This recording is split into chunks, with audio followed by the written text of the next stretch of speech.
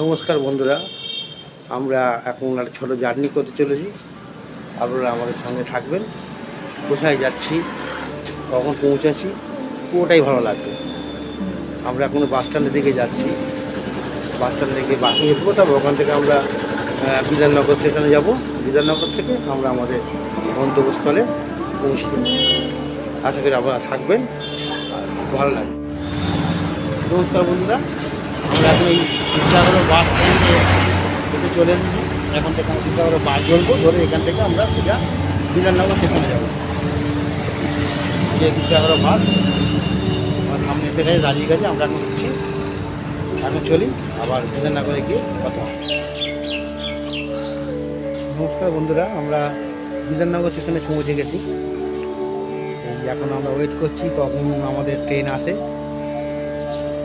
আমাদের ট্রেনের টিকিট কাটা হয়ে গেছে। ট্রেনের টিকিট সামান্য 15 টাকা করে টিকিট। এখান থেকে টিকিট কাটলাম বিধাননগর নিচে থেকে, 15 টাকা করে টিকিট। এখান থেকে আমরা যাচ্ছি অ্যাকচুয়াল ত্রিবেণী, যেটা বলা হয়নি। আমরা এখান থেকে যাচ্ছি এখন ত্রিবেণী সঙ্গম।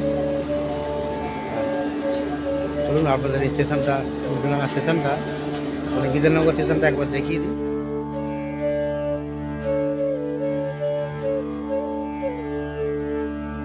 কোন ট্রেন আছে এটা? কাটুয়া, হ্যাঁ, কাটুয়া।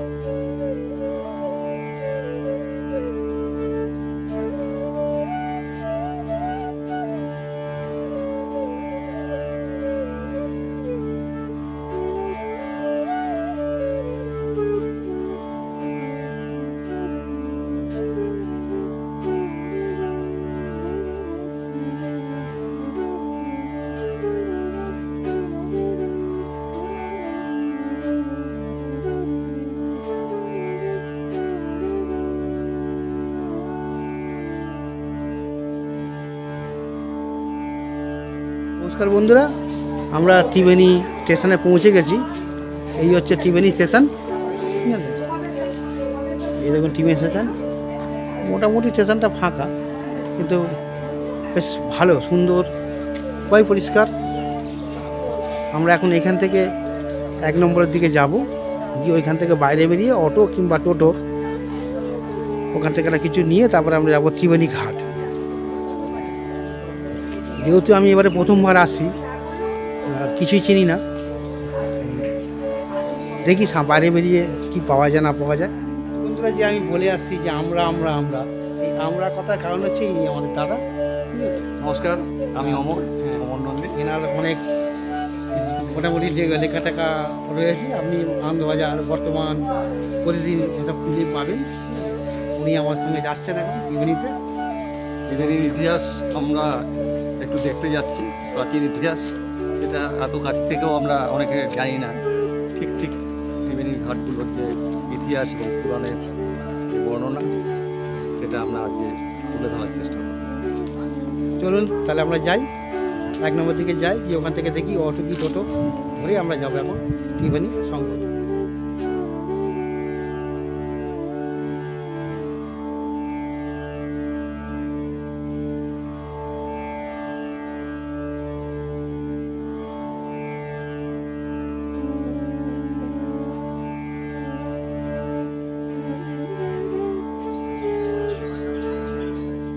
পেয়ে গেছি, টোটো করে আমরা এখন যাবো ত্রিবেণী ঘাট।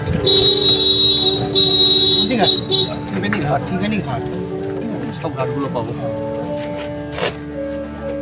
মাত্র 10 টাকা ভাড়া। আমাকে খুবই কম, এখান থেকে ভাড়া নিচ্ছে 10 টাকা, ভাড়া কিন্তু 10 টাকা। ত্রিবেণী গঙ্গা ঘাট, মেন ত্রিবেণী ঘাট, এই তিনটেই ঘাট মেন। এখানে সঙ্গম আছে, সরস্বতী নদী নেমে আসছে। গঙ্গা যমুনা সরস্বতী সঙ্গম, এই ত্রিবেণী মেন ঘাট। ত্রিবেণী মেন ঘাট হচ্ছে এটাই। বহু পুরনো, হাজার বছর আগের ঘাট এটা। ত্রিবেণী ঘাটটা বহুত পুরনো ঘাট।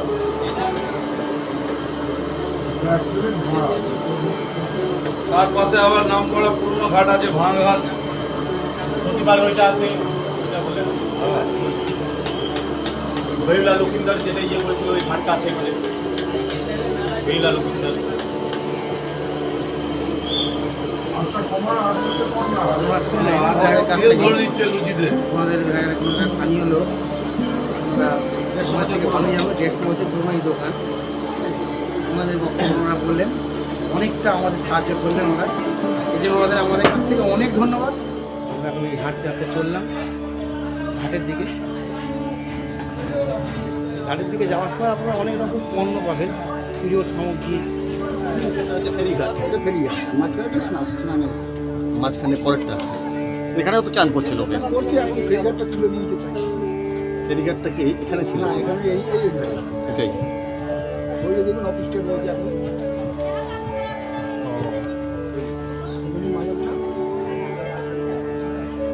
আমরা এখন চলেছি গঙ্গা যমুনা সরস্বতীর মিলন ক্ষেত্র দেখতে। যাই, এগিয়ে যাই, চলি। যেখানে কুম্ভ স্নান হয়েছিল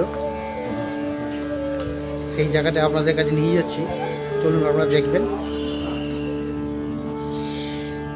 এই দেখুন একটা নৌকা আস্তে আস্তে এই সরস্বতী নদীর দিকে যাচ্ছে আর কি। সরস্বতী নদীর অবস্থা ভালো নয়, খুব একটা খালে পরিণত হয়ে গেছে এখন। সংরক্ষণের অভাবে সরস্বতী নদী প্রায় লুপ্ত। এই হচ্ছে সরস্বতী নদী, এই যেনারা এখন যাচ্ছে।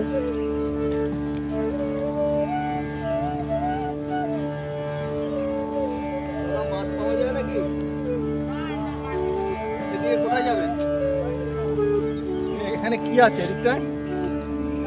হ্যাঁ, আচ্ছা ওটা কি ব্রিজ? ওটার নাম 55 তলা। পঞ্চম তলা। 55 তলা না 55 তলা?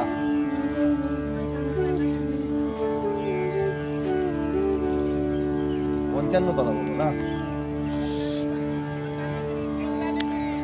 কল্যাণী ব্রিজ। আচ্ছা, ওকে ওকে।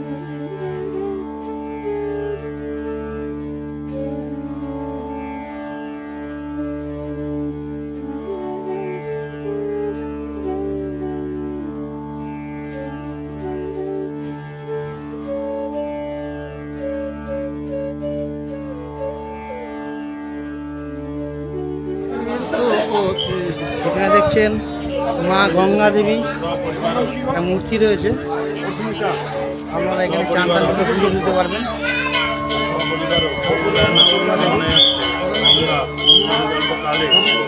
গঙ্গার দিকে যাই, গঙ্গায় গিয়ে গঙ্গার পবিত্র জল একটু মাথায় স্পর্শ করাই।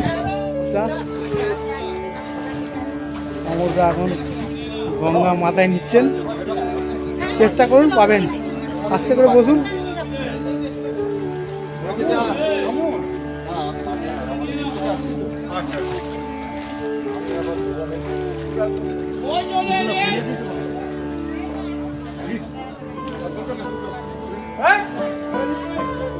আমরা এখন চলে এসেছি পবিত্র শ্মশানে।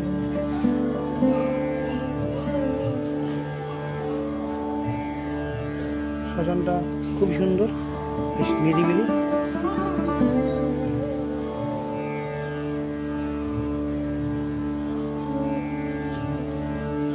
এখানে সব দাহ করা হয়।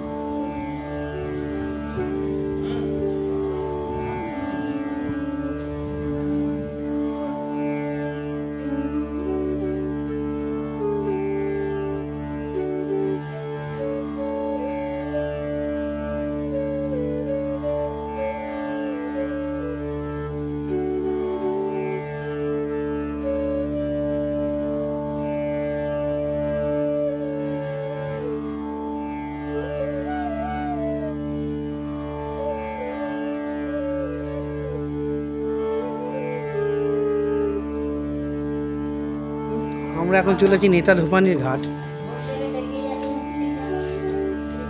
নেতা ধোপানির কথা আপনারা অনেকেই জানেন। মনসা মঙ্গল কাহানিতে নেতা ধোপানির কথা আপনারা শুনেছেন। ইনি সে নেতা ধোপানি, যিনি বেহুলা লক্ষ্মীধরের বেহুলাকে স্বর্গে যাওয়ার সুযোগ করে দিয়েছিলেন।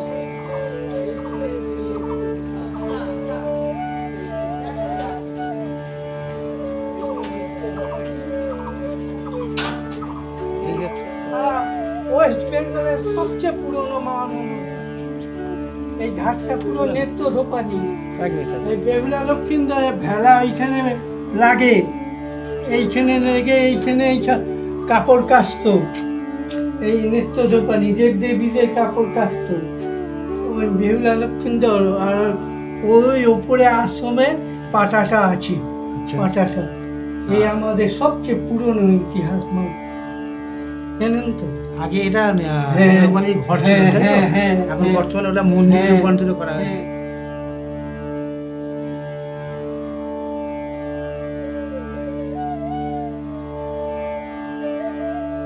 আমার নাম হচ্ছে মানবেন্দ্র মুখার্জি, আচ্ছা ডাক নাম মানু মুখার্জি, আচ্ছা। বাড়ি এই উপর।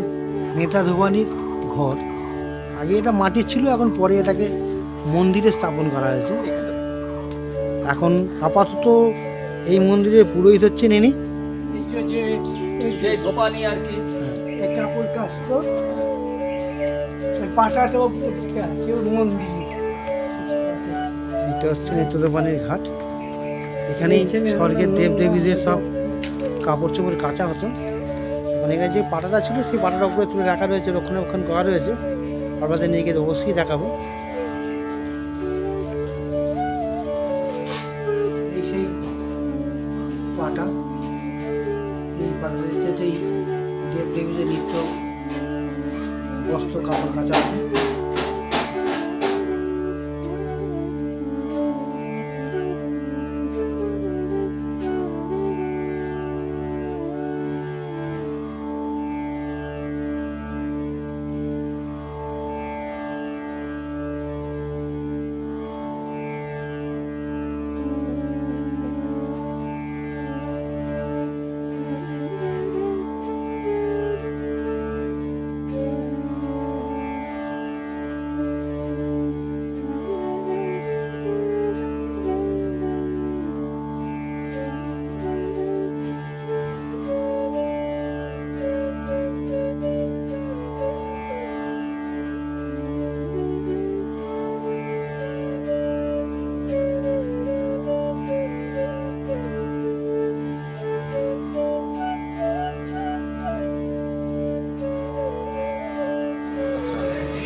দিয়ে বেণীমাধব উঠে এসেছিল, বনের মধ্যে পড়েছিলেন বেণীমাধব। একটু আসতে বেণীমাধব, হ্যাঁ, আচ্ছা ইনি হচ্ছেন স্বয়ংভূ। আচ্ছা।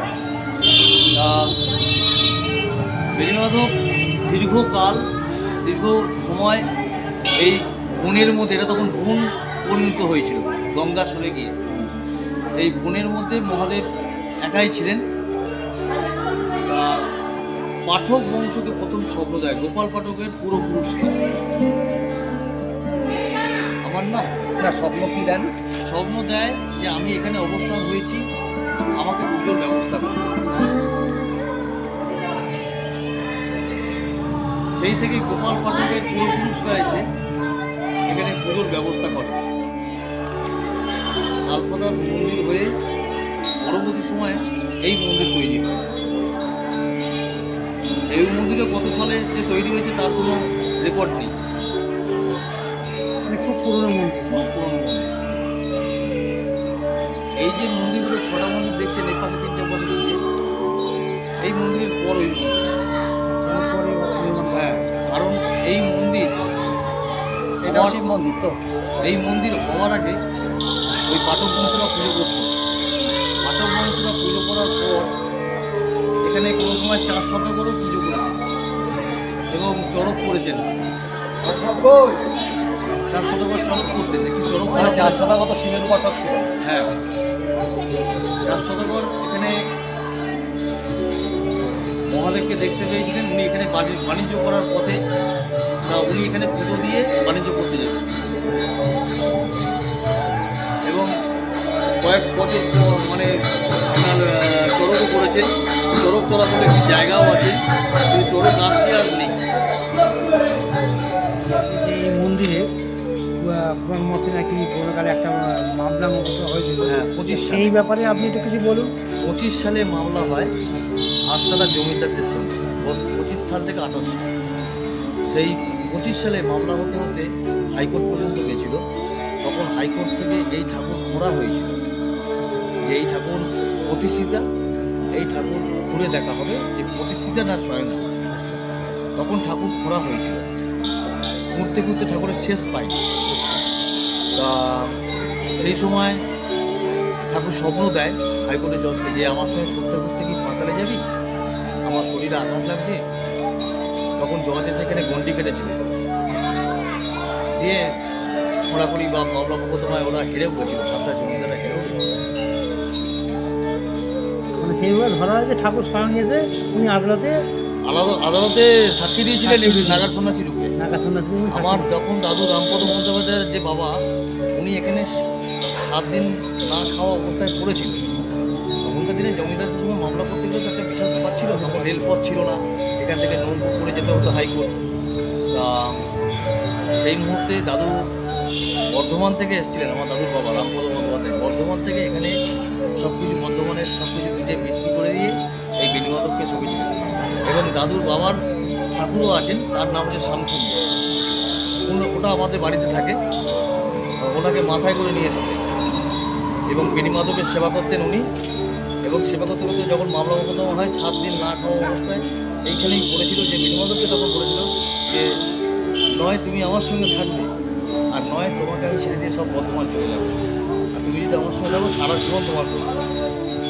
তখন ঠাকুর স্বপ্ন দেয় দাদুর বাবাকে, যেরকম তোর সঙ্গে আমি মামলায় যাবো যা। তখন নাগা সন্ন্যাসী রূপে উনি সাক্ষী দিয়েছিলেন এবং অদৃশ্য হয়ে যায় যে উনি স্বয়ংভূত। ওনাকে কোনোরকম কোনোভাবে যেন নিয়ে কোনোরকম কোনো ছলনা না হয়। আর শিবরাত্রিতে বা বিভিন্ন অনুষ্ঠানে আমাদের বহু কোটি কোটি লোক, হাজার হাজার লোক এখানে বাবার মাথায় জল ঢালে, কিন্তু সেই জল যে পেছন দিক থেকে কোথায় যাচ্ছে কেউ আজ পর্যন্ত জানে না। অলৌকিক ব্যাপারে আমরা এখন চলেছি হংসেশ্বরী মন্দির। এরকম অবস্থা।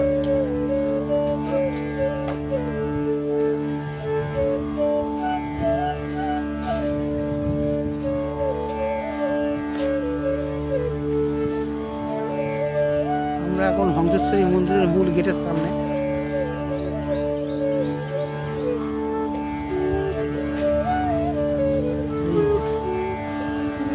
এখানে একটা শৌচালয় রয়েছে।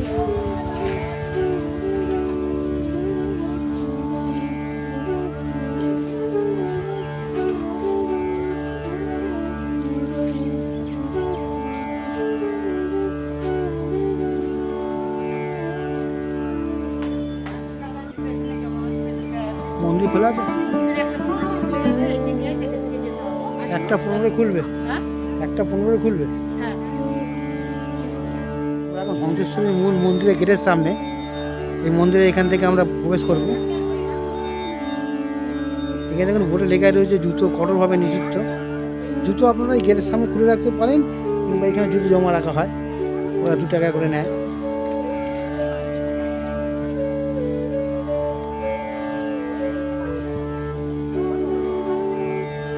এই হচ্ছে হংসেশ্বরী মন্দির।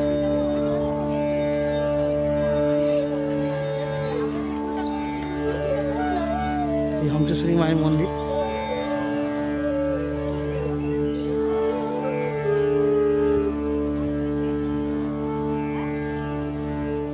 এই মন্দিরে বিবাহ কঠোরভাবে নিষিদ্ধ।